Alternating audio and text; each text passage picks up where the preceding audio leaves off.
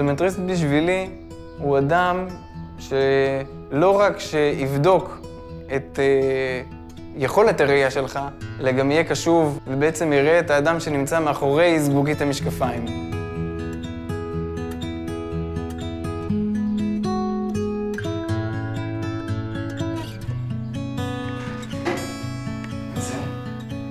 יותר טוב? יותר טוב. הראייה היא חזות הכל. אנשים שרואים יותר טוב, מתפקדים יותר טוב, בכל מקום. לתת לאנשים לראות טוב, זה מבחינתי ייעוד. אתה רואה ריבוע אחד, נכון? ילדים זה עולם ומלואו. זה כיף לעבוד עם ילדים. משקפיים? ככל שהם גדלים, הבדיקה נהיית יותר אינטראקטיבית.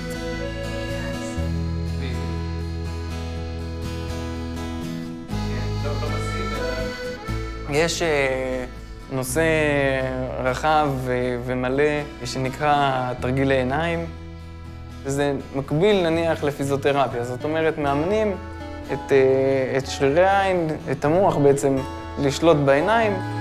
שניים אדומים, נכון? שניים אדומים. מאוד מאוד חשוב לי שהורים יבינו שהם לא באמת יכולים לדעת האם הילד שלהם רואה טוב או לא, וחשוב להם לקחת את הילד לבדיקה, ולכן אני עושה את הבדיקות האלה לפחות עד גיל 6 בצורה וולונטרית.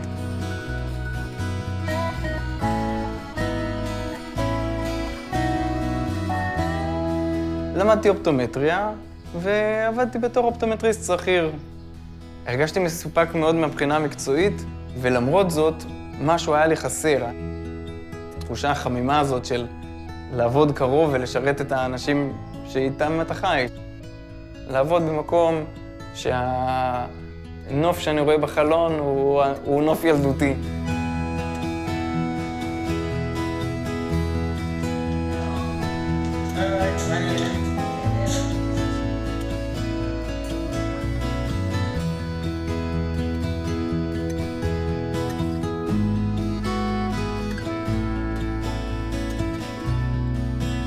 המקום הזה בעצם כשהגעתי לפה היה חורבה.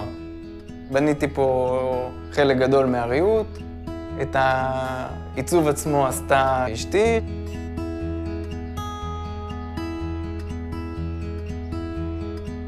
ויש לא מעט אנשים שבאים מרחוק, שיהיה להם נוח ושהם יוכלו להרגיש בבית.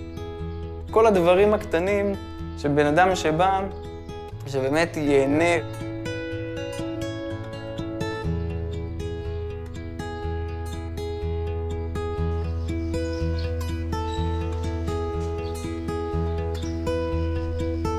המקום הזה מחבר בעצם בין המון דברים שאני אוהב בחיים שלי. בין השבילים והנוף הקיבוצי, בין המקצוע, בין המכשירים שאיתם אני מתעסק שהם מכשירים מאוד מתקדמים, בין הצד הרפואי שמעניין אותי ומסקרן אותי, בין הצד היותר אופנתי שצריך להתאים מסגרות ולהגיד לאנשים מה מתאים להם ומה לא מתאים להם.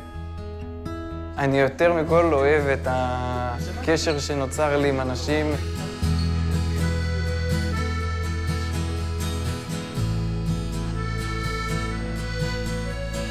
המקום הזה מחבר לי את כל הדברים האלו יחד לדבר אחד שאני קורא לו מישקה ושאותו אני אוהב ושדרכו אני בעצם מגיע לאנשים.